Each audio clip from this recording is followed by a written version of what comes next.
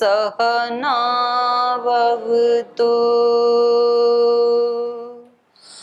सहनौ भुनक्तु सह वीर्यं करवावहै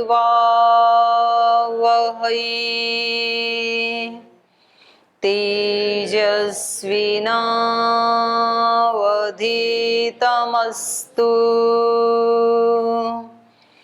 मा विद्विषावहै ॐ व्रतानां व्रतपति व्रतं चरिष्यामि तच्छकीयं तन्मे राध्यताम् इदमहमनृतात् सत्यमुपैमि ॐ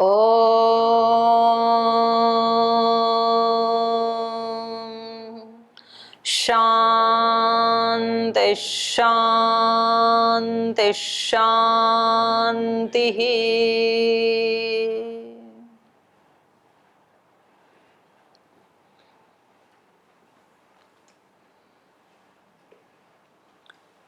तो महर्षि वाल्मीकि जी को प्रणाम करते हुए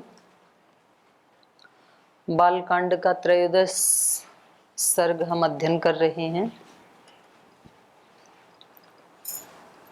तो यहाँ यज्ञ के जो कार्य हैं तो उसमें यज्ञशाला का निर्माण आदि करना, सामग्री आदि को जुटाना, इसके लिए सबको यथा योग्य ड्यूटी उनको दी जा चुकी हैं, सेवाएं दी जा चुकी हैं। अब जिनको बाहर से बुलाना है राजाओं को, तो उसके लिए महर्षि वशिष्ठ ने सुमंत्र जी को बुलाया, जो कि महाराजा दशरथ के पर्सनल सेक्रेटरी हैं, उनके महामंत्री हैं जो। तो ततः सुमंत्रम आहूय वशिष्ठ वाक्यम अब्रवीत, उनसे कहा नृपतिन पृथिव्याम धार्मिकाः तान निमंत्रयस्व, जो धार्मिक राजा हैं इस पृथ्वी के ऊपर, उनको निमंत्रण देने का काम आप करें, ये सुमंत्र को कहा गया। ब्राह्मणान क्षत्रियान वैश्यान शूद्रांश्चैव सहस्रशः, और इसमें ब्राह्मण भी आएंगे जो धार्मिक हैं, वो क्षत्रिय भी आएंगे, वैश्य भी आएंगे, शूद्र भी आएंगे।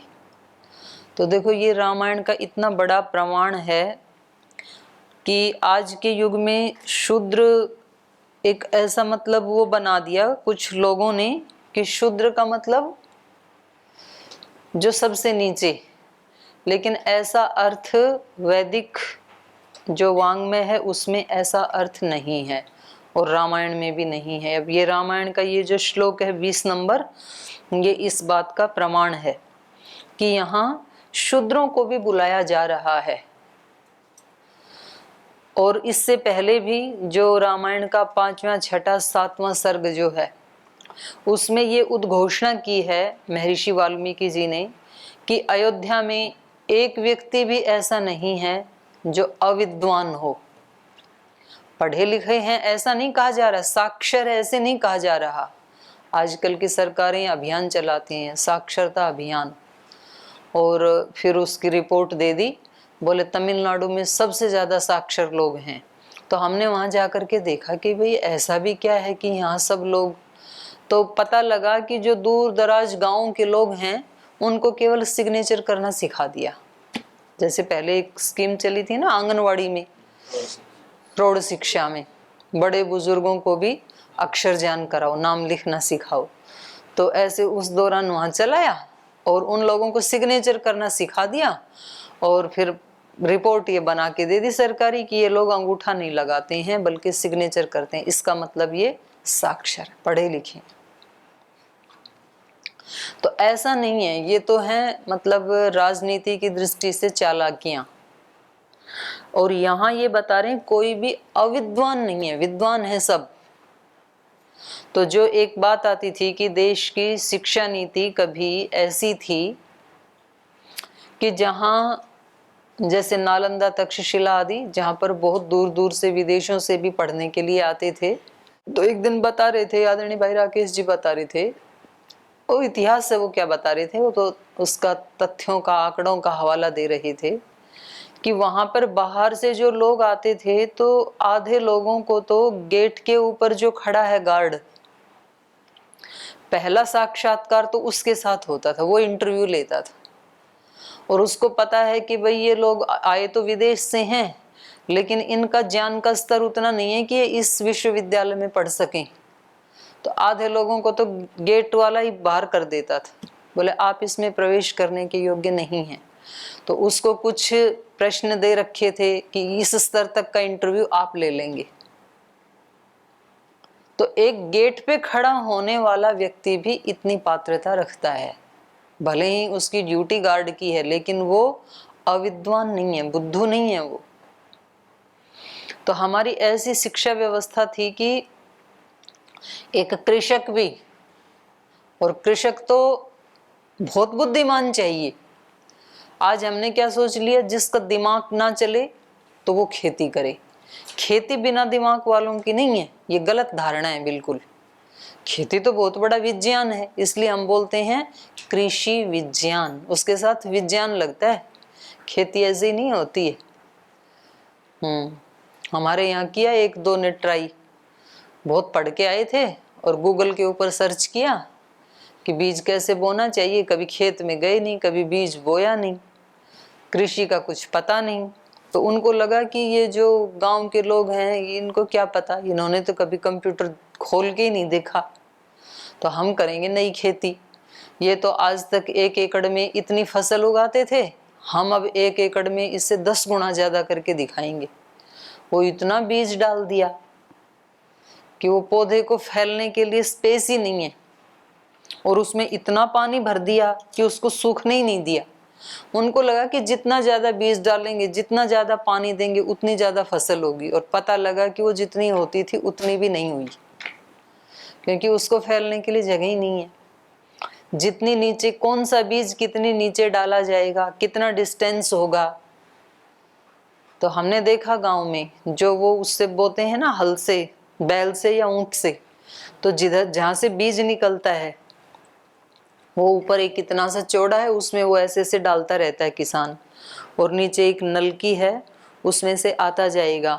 तो उसमें यदि बाजरा है तो उसकी छलनी अलग होती है, ऊपर कैसे निकलेगा, बारीक छलनी चाहिए। बाजरे में यदि मोटी छलनी लगा दी तो ज्यादा बाजरा साथ साथ गिर जाएगा, क्योंकि उसमें तो एक एक दाना डालना है ऐसे ऐसे।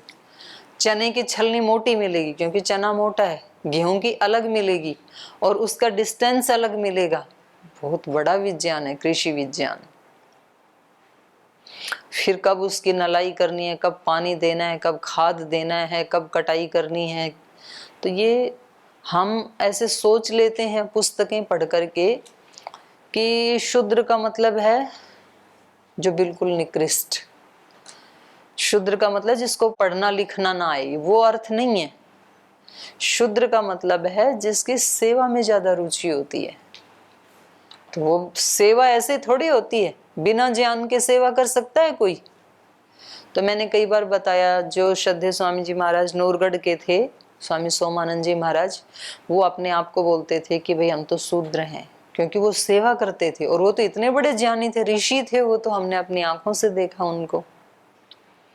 ऐसे श्रद्धेय स्वामी जी महाराज बोलते हैं कि मस्तिष्क से मैं ब्राह्मण हूं, पुरुषार्थ करता हूं क्षत्रिय हूं, और व्यापार करता हूं इसलिए वैश्य हूं, और करोड़ों लोगों की सेवा करता हूं इसलिए शूद्र हूं।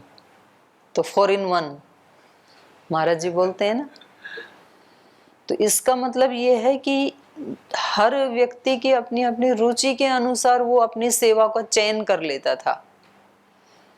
नहीं तो कुछ लोग ना कुछ का कुछ अर्थ बना देते हैं। अब हमारे यहाँ जैसे 3 वर्ग चलते हैं, एक व्याकरण वर्ग है, एक दर्शन वर्ग है, एक सेवा वर्ग है। तो कुछ लोगों को ना दिमाग में उनको समझ में नहीं आता है, तो उन्होंने ये समझ लिया सेवा का मतलब जिनको कुछ नहीं आता है, वो सेवा वर्ग। दर्शन का मतलब जिनको थोड़ा कुछ आता है वो दर्शन वर्ग। व्याकरण मतलब जिनको बहुत ऊंचा माइंड है वो व्याकरण। ऐसा नहीं है बिल्कुल भी। अपनी रुचि किसकी किस में है? किसी की रुचि सेवा में है, लेकिन सेवा के लिए भी बहुत शार्प माइंड चाहिए। ज्ञान के बिना सेवा नहीं हो सकती है। तो सेवा का भी उतना ही महत्व है। किसी की रुचि है भाई मैं फिलोसफी पढूं, मैं दर्शन पढूं, मैं गीता पढूं, रामायण महाभारत उपनिषद, तो जिसकी थोड़ी आध्यात्मिक रुचि है, जिसको उस तरह के अभ्यास करने हैं, तो दर्शन वर्ग में आता है। दर्शन में भी व्याकरण पढ़ाया जाता है। ऐसे थोड़ी है कि दर्शन में व्याकरण का कोई लेना देना नहीं है। वहां भी व्याकरण, इतना व्याकरण तो पढ़ना ही पड़ता है जिससे दर्शन समझ में आ जाए। और व्याकरण वर्ग में भी दर्शन और उपनिषद पढ़ाए जाते हैं। ऐसा नहीं है कि वहां पर कोई उपनिषद का दर्शन का कोई लेना देना नहीं, ऐसा नहीं है। रुचि के आधार के ऊपर ये वर्ग निर्धारित किए हैं कि किस व्यक्ति की कहाँ रुचि है। और ऐसे भी होता है कि कभी कभी जैसे यहाँ अपने दर्शन वर्ग में कुछ बहनें और इसमें भाइयों में भी जो पहले दर्शन वर्ग में पढ़ा उन्होंने 4-5 साल, और फिर उनको लगा कि इसको और ज़्यादा गहनता से पढ़ने के लिए अब मुझे व्याकरण भी पढ़ना चाहिए, तो उन्होंने 5 दर्शन याद करके, दर्शन से एमए भी करके, फिर अब वो अष्टाध्यायी धातु पाठ याद कर रहे हैं, पंचोपदेश याद कर रहे हैं, और अब वो व्याकरण महाभाष्य पढ़ेंगे। क्योंकि दर्शन में हमने व्याकरण लगाया है इतना कि समझ में आ जाए दर्शन शास्त्र, तो हम लगभग प्रथमावृत्ति के लेवल का व्याकरण हमने लगाया है इसमें। लेकिन किसी को काशी का महाभाष्य आदि पढ़ करके व्याकरण का विद्वान बनना है तो उसके सामने चांस है ये। तो ऐसे ही समाज में भी उस समय ऐसी प्रथा थी, और उस समय क्या आज भी है ऐसी प्रथा। समाज में बड़े लोग डॉक्टर होते हैं कि इंजीनियर होते हैं या अध्यापक होते हैं या राजनेता होते हैं, कौन से वर्ग के लोग महान होते हैं? बहुत सारे वर्ग हैं ना संसार में। एक डॉक्टर हैं, वकील हैं, प्रोफेसर हैं, इंजीनियर हैं, कृषक हैं, और आर्मी में हैं, एयरफोर्स में हैं। तो महान कौन होते हैं? राजनेता हैं। महान लोग कौन होते हैं? आपसे ही पूछ रही हूँ, कौन होते हैं महान? महान कौन बनते हैं? कौन से वर्ग वाले लोग महान बनते हैं? हाँ, ब्रह्मचारी ने सही उत्तर दिया। क्या नाम है? हैं? आशीष। आशीष जी ने सही उत्तर दिया। सभी वर्गों में महान बनते हैं। महान वो बनते हैं जो पुरुषार्थ करते हैं। बैठो। तो कोई खास वर्ग होता है उसके लोग महान बनते हैं ऐसा नहीं है। व्यक्ति कहीं भी महान बन सकता है। ब्राह्मण कुल में पैदा होने वाले, क्षत्रिय, वैश्य, शूद्र, कौन से कुल में पैदा होने वाले महान बनते हैं? सभी कुलों में पैदा होने वाले महान बनते हैं, बशर्ते कि वो पूरा पुरुषार्थ करें, तो कहीं भी बनते हैं। किसी भी कुल में व्यक्ति पैदा हो जाए, किसी भी वर्ग में, तो अपनी रुचि के अनुसार वो चयन करता है। ऐसा भी देखा कि जन्म तो हुआ ब्राह्मण कुल में, लेकिन वो व्यक्ति आर्मी में लेफ्टिनेंट है, कर्नल है, ऊंचे पद के ऊपर, शहादत दी है। अभी थोड़े दिन पहले ही जयपुर में एक बहुत ऊंचे पद के ऊपर जो सेवा देते थे आर्मी में, तो उन्होंने शहादत दी, और वैसे जन्म से वो ब्राह्मण कुल में पैदा हुए। ऐसे भी देखा कि जन्म तो क्षत्रिय कुल में हुआ, लेकिन इतने विद्वान हैं। जन्म तो सामाजिक दृष्टि से वैश्य कुल में या शूद्र कुल में हुआ, लेकिन वो इतने प्रकांड विद्वान बने। तो आज भी अपनी रुचि के अनुसार ही व्यक्ति अपने फील्ड को तय करता है। उस समय भी ऐसे ही होता था। तो यहाँ पर उन सबको बुलाया गया है यज्ञ में। उनको वंचित नहीं किया, शूद्रों को वंचित नहीं किया, वैश्यों को वंचित नहीं किया, क्षत्रियों को भी नहीं किया। सब यज्ञ कर सकते हैं। तो कुछ लोगों ने भ्रम क्या फैलाया, यज्ञ तो केवल ब्राह्मण ही कर सकते हैं। और दक्षिण में तो आज भी ये प्रथा है। आज भी जब मैं वहां पढ़ती थी शांति धाम गुरुकुल में, बेंगलोर, तो वहाँ एक बार गुरुकुल में यज्ञ करवाया। तो वहाँ पर जो गुरुकुल के अंदर ही जो क्षत्रिय कुल में पैदा होने वाले जो छात्र छात्राएं थे, विद्यार्थीगण थे, उनको यज्ञशाला में प्रवेश करने की अनुमति नहीं थी। वो जी ये प्रवेश नहीं कर सकते। तो फिर उनके जो आयोजक थे उनसे फिर हमने कहा भाई ये तो गलत बात है, गुरुकुल में जो पढ़ रहे हैं वो तो सारे ब्राह्मण ही हैं, क्योंकि जो रोजाना वेद पढ़ा रहे हैं, वेदांगों का अध्ययन कर रहे हैं, व्याकरण शास्त्र आदि पढ़ रहे हैं, तो वो तो ब्राह्मण ही हैं। तो बड़ी मुश्किल से उनको प्रवेश मिला, नहीं तो फिर उनको संविधा चाहिए, सामग्री चाहिए। अब हम उनको ब्रह्मचारियों को भेजें, दे दो। बोले कौन से कुल में पैदा हुआ है? बोले क्षत्रिय। बोले नहीं, ये नहीं प्रवेश कर सकता। और आज जिनको वो प्रवेश नहीं कर सकता ऐसे कह करके रोकते थे, आज वो बहुत बड़े एक मठ के मठाधीश हैं, अब उनके पास जाते हैं। तो व्यक्ति मेहनत जहां करेगा ना, पुरुषार्थ वहां करेगा, वहां पूज्य बन जाएगा, सीधा हिसाब है। श्रद्धेय स्वामी जी महाराज का लाइव एग्जाम्पल है, और भी आप इतिहास में भी देख सकते हैं। यदुकुल में पैदा होने वाले जिनको यादव कहते हैं, वो आज किस में आते हैं? ओबीसी में आते हैं। ओबीसी में आते हैं, और उसी कुल में पैदा होने वाले भगवान कृष्ण को ब्राह्मण भी पूजते हैं। क्यों? क्योंकि उन्होंने योग से अपने आप को इतना ऊंचा उठाया, योगेश्वर बने वो। ऐसे ही श्री राम किस कुल में पैदा हुए? क्षत्रिय कुल में पैदा हुए, लेकिन आज उनको ब्राह्मण, क्षत्रिय, वैश्य, शूद्र सभी अपना आदर्श मानते हैं, उनकी भक्ति करते हैं, उनकी कथा करते हैं, रामायण का पाठ करते हैं ब्राह्मण लोग भी। क्यों? क्योंकि उन्होंने अपने जीवन को इतना ऊंचा उठाया। बाहर की मर्यादाएं, अंदर की मर्यादाएं, बाहर का विकास, अंदर का विकास, स्थूल विकास, सूक्ष्म विकास, उन्होंने सब तरफ से अपने आप को इतना ऊंचा उठाया कि जैसे साक्षात भगवान ही हों। तो लाखों वर्ष के बाद भी उनकी पूजा की जाती है। तो कोई भी व्यक्ति किसी भी कुल में पैदा होगा, ऊंचे कुल में, नीचे कुल में, लेकिन यदि वो पुरुषार्थ करेगा और यदि वो आध्यात्मिक जीवन जिएगा पूरी सच्चाई से, ईमानदारी से, मेहनत से, वो व्यक्ति पूजा जाएगा। उसको कोई नहीं रोक सकता है, उसकी पूजा होगी। और बाकी झगड़ते रह जाएंगे, कुछ जातियों के नाम पे, कुछ प्रांतों के नाम पे, कुछ भाषा के नाम पे। वो सारा जीवन ऐसे ही खत्म हो जाएगा। उनके झगड़े से कुछ भी रिजल्ट आने वाला नहीं है, क्योंकि जिसके पास ताकत नहीं है उसका झगड़ा क्या परिणाम लाएगा? युद्ध, संघर्ष, आंदोलन भी वही परिणाम लाते हैं जो ताकतवर लोग चलाते हैं। महात्मा गांधी का आंदोलन परिणाम लेके आया, हमारे शहीदों के आंदोलन परिणाम लेके आए, आजादी लेके आई। श्रद्धेय स्वामी जी महाराज का आंदोलन एक परिणाम लेके आया। तो परिणाम भी उन्हीं लोगों के, विरोध भी, आंदोलन भी, संघर्ष भी उन्हीं लोगों के कुछ रिजल्ट लेके आते हैं जो ताकतवर होते हैं, जो पुरुषार्थी होते हैं, जो मेहनती होते हैं।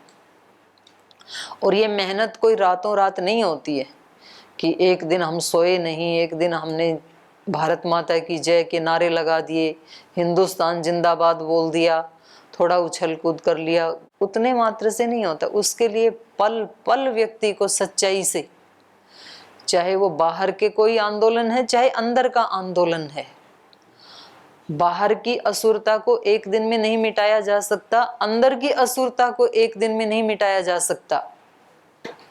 और इन आंदोलनों में कई बार पराजित भी होना पड़ता है, असफल भी होना पड़ता है, चाहे वो बाहर का आंदोलन है या अंदर का है।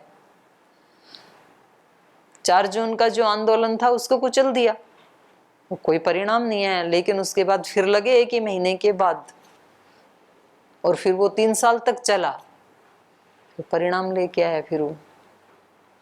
ऐसे ही साधक का अंदर से उसको अपने शरीर को अयोध्या बनाना है, अपनी आत्मा को राम बनाना है, अपने अंदर का अश्वमेध यज्ञ करना है, तो वो एक दिन में संपन्न नहीं होता है। ये भी जो तैयारी कर रहे हैं, इसमें 1 वर्ष लगा इनको तैयारियां करने में, यज्ञ की तैयारी करने में 1 वर्ष लगा। और तब लगा जबकि उनके पास इतने कार्यकर्ता हैं, राजा हैं वो, उनके पास धन है, संपत्ति है, सारे साधन हैं, सर्वगुण संपन्न, सर्व साधन संपन्न होने के बावजूद इनको ये यज्ञ की तैयारी करने में 1 वर्ष लगा। तो हमें अपने जीवन को यदि अश्वमेध यज्ञ बनाना है, कम से कम 1 साल तो लगाओ तैयारी के लिए। हम तो 2-4 दिन करके फिर रिजल्ट देखना चाहते हैं। 2-4 दिन ध्यान किया, 1 महीना संध्या उपासना की और फिर बोले जी हमें तो कुछ भी नहीं मिला। तो थोड़ा तो टाइम दो। एक किसान भी 6 महीने देता है फल आने के लिए, बीज को डाल देता है विश्वास करके धरती माता के गर्भ में, उसको विश्वास है 6 महीने में फल मिलेगा। तो विश्वास करके गुरु के गर्भ में, आचार्य के गर्भ में, भगवान के गर्भ में अपने आप को सौंप दो और फिर थोड़ा टाइम दो उसके लिए। 1 दिन में फल नहीं आया करते हैं कभी भी, और उसमें फिर लगातार लगे रहो। तो यहाँ पर भी ये तैयारी में लगे हुए हैं, अतिथियों को बुला रहे हैं। तो इन्होंने सुमंत्र से कहा, पृथिव्याम धार्मिकः नृपतीन् निमंत्रयस्व। जो धार्मिक राजा लोग हैं उनको निमंत्रण दीजिए, और ब्राह्मणान क्षत्रियान वैश्यान शूद्रांश्चैव सहस्रशः, और हजारों ब्राह्मणों को भी इसमें आने के लिए निमंत्रण दो। ब्राह्मणों की भी सहभागिता होनी चाहिए, क्षत्रियों की भी होनी चाहिए, वैश्यों की भी और शूद्रों की भी। समानयस्व सत्कृत्य सर्वदेशेषु मानवान् मिथिलाधिपतिं शूरं जनकं सत्यवादिनं तमानय महाभागं स्वयमेव सुसत्कृतं पूर्वं सम्बन्धिनं ज्ञात्वा ततः पूर्वं ब्रवीमि ते तथा काशीपतिं स्निग्धं सततं प्रियवादिनं सद्वृत्तं देवसङ्काशं स्वमेवं मानयस्वः तथा केकयराजानं वृद्धं परमधार्मिकं स्वसुरं राजसिंहस्य सपुत्रं तम् इहानय अंगेश्वरं महेश्वासं रोमपादं सुसत्कृतं वयस्यं राजसिंहस्य सपुत्रं तम् इहानय तथा कौशलराजानं भानुमन्तं सुसत्कृतं मगधाधिपतिं शूरं सर्वशास्त्रविशारदं प्राप्तिज्ञं परमोदारं सत्कृतं पुरुषर्षभं राज्ञशासनमादाय चोदयस्व नृपरिष्भान् प्राचीनान् सिन्धुसौवीरान् सौराष्ट्रेयांश्च पार्थिवान्। तो सुमंत्र से कह रहे हैं, महर्षि वशिष्ठ कह रहे हैं, सत्कृत्य सर्वदेशेषु मानवान समानयस्व। कह रहे हैं ये सत्कृत्य है यज्ञ, तो इसलिए सर्वदेशेषु मानवान सत्कृत्य, तो सभी देशों के जो मनुष्य हैं अर्थात जो अच्छे लोग हैं उनको सत्कृत्य सम्मान पूर्वक समानयस्व ले आओ, सत्कार पूर्वक उनको बुलाओ। तो एक होता है आमंत्रण, एक होता है निमंत्रण, दोनों में क्या अंतर होता है? निमंत्रण और आमंत्रण में क्या अंतर होता है? आमंत्रण घर पे जाकर निमंत्रण किसी को दे सकते हैं, उनके घर पे। आमंत्रण कहाँ देते हैं? आमंत्रण खुद जाएगा। अच्छा, और निमंत्रण? निमंत्रण तो किसी को भी दे दे, उनके घर पे दे देना है। अच्छा, तो दोनों इसमें क्या अंतर हो गया? खुद देने में और किसी के हाथ भेज देने में क्या अंतर है? सिर जाएगा तो उसका थोड़ा प्रभाव पड़ेगा। तो उसमें आग्रह होता है कि आपको जरूर आना है, और उसमें होता है कि ठीक है जी हमने आपको बुला लिया, आपकी सुविधा हो तो आ जाना, नहीं तो कोई बात नहीं। तो यहाँ पर ये कह रहे हैं कि सभी देश के जो मनुष्य हैं, जो मानव, मानव मतलब जो मनुष्य धर्मों का, मानव धर्मों का पालन करते हैं, माने जो मननशील हैं, तो वो मानव हैं। वो जो मनन ही नहीं करते हैं कि मेरे लिए अच्छा क्या है, बुरा क्या है, क्या करना चाहिए, क्या नहीं करना चाहिए, समय का सदुपयोग कैसे करना चाहिए, शरीर का सदुपयोग कैसे करना चाहिए, इंद्रियों का सदुपयोग कैसे करना चाहिए, समय का सदुपयोग कैसे करना चाहिए, गुरुजनों का सदुपयोग कैसे करना चाहिए, भोजन का सदुपयोग कैसे करना चाहिए, गुरुकुल का सदुपयोग कैसे करना चाहिए, ऐसा जो मनन करेगा वो तो बनेगा मानव, और ऐसा जो मनन नहीं करेगा तो मानव नहीं बनेगा। तो जो मननशील व्यक्ति हैं सभी देशों में, उन सबको बुलाओ, और उनको कैसे बुलाओ? सत्कृत्य, सत्कार पूर्वक, आदर पूर्वक। माने उनको, हमारे यहाँ कितना बड़ा यज्ञ हो रहा है तो ये अपना अहंकार दिखाने के लिए मत बुलाओ। दो तरह से बुलाते हैं ना लोग, अच्छा मकान बना के, तो एक तो इस भावना से बुलाते हैं कि सब लोग आके देखेंगे कि देखो हमने कितना सुंदर बनाया, हमारा जैसा किसी के पास भी नहीं है। तो ये बुलाना कैसा है? राजसिक। और एक बुलाते हैं कि सब लोग आएंगे, हमें आशीर्वाद देंगे, हम एक नया घर, एक नया जीवन शुरू करने जा रहे हैं, तो सबकी दुआएं मिलेंगी हमें, तो एक पॉजिटिव वाइब्रेशंस घनीभूत हो जाएंगी, तो हमें आशीष मिलेंगे, उस भाव से बुलाते हैं। तो वो बुलाना कैसा हो जाता है? सात्विक। उसका अलग प्रभाव होता है, राजसिक का अलग प्रभाव होता है, और एक तामसिक भी होता है, धोखे से बुलाया जाता है फिर उसको मार दिया जाता है, ऐसा भी होता है कभी कभी। तो यहाँ पर ये कह रहे हैं उनको कैसे बुलाना है? सात्विक दृष्टि से, सत्कृत्य, सत्कार पूर्वक। पार्वती माता ने लक्ष्मी जी को बुलाया था लंका देखने के लिए। लंका रावण की नहीं थी ना, लंका तो शिव जी की थी, क्योंकि लक्ष्मी माता ने पार्वती का अपमान किया था। जब वो उनके यहाँ आई, उनके घर आई, तो उन्होंने कहा कि आ गई भिखारी की पत्नी, बड़े अपने उसके ऊपर घमंड करती हैं, अपने पति के ऊपर रहने के लिए तो घर नहीं है, स्मशान में रहते हो, कभी पहाड़ पे जाके बैठ जाते हो। उसको बड़ा कष्ट हुआ कि इतने बड़े योगी का इतना अपमान कर रही। तो अपने घर आकर के उसने कहा, और चाहे कुछ करो या ना करो, सृष्टि चले या ना चले, मेरा भवन बनाओ पहले। तो शिव जी ने कहा हम योगी हैं, हमारे लिए जमीन से बढ़िया चीज और कोई नहीं है, आप रहने दो। मकान महल जिनके काम के हैं उन्हीं को मुबारक रहने दो, अपने काम की नहीं है ये चीजें।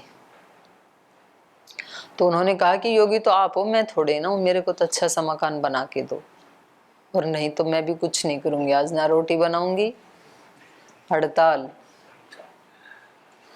तो शिव जी तो समझ गए अब ये मानेगी तो नहीं, तो उन्होंने विश्वकर्मा को बुला के कहा भाई बना दो, इनसे पूछ लो ये जैसा मकान बोले ना वैसा बनाओ। तो उन्होंने कहा कि मैं कोई मिट्टी पत्थर का मकान नहीं, मेरा तो ऐसा बनाओ सोने का, उसमें ऐसे जंगले हों, ऐसी खिड़कियां हों, ऐसा फर्श हो, ऐसे छत पे डिजाइन हो, जो उसके दिमाग में आए सब बता दिया, और विश्वकर्मा ने बना दिया। तो फिर बोले हाँ अब बुलाऊंगी मैं लक्ष्मी को, तो अब पता लगेगा उसको कि जो मेरा अपमान किया था। तो उसको बुलाया, तो फिर उसको बुला के बोले चलो आपको दिखाती हूँ, पूरी लंका दिखाई उसको घूम घूम के कि अब बोलो। तो वो तो बेचारी क्या बोले अब। तो कभी भी ऐसे किसी ने हमारा अपमान किया है तो हमें बदले में कभी उसका अपमान नहीं करना चाहिए। प्राय लोग ऐसे ही करते हैं कि अच्छा इसने मेरा अपमान किया, मैं भी इसको बन के दिखाऊंगा कुछ, और फिर जब बन जाते हैं तो फिर उसको हम चिढ़ाते हैं। बहुत लोग तो आध्यात्मिक मार्ग में इसी उससे आते हैं कि उनका किसी ने अपमान कर दिया, उनको किसी ने छोटा कह दिया, उनको किसी ने निर्धन कह दिया, और फिर वो वैसा करके फिर उस व्यक्ति को जताते हैं। फिर जताना नहीं, आप बने वो तो ठीक है, किसी ने आपका अवमूल्यन किया और फिर आपने अपनी उस प्रतिभा का विकास किया, यहाँ तक तो ठीक है। फिर जब आपने विकास कर लिया तो उत्तर अपने आप ही मिल गया ना। तो अब उन व्यक्तियों को जाके चिढ़ाना क्या है, उनको क्या ताने देना है कि देखो आप मेरे को ऐसे कह रहे थे।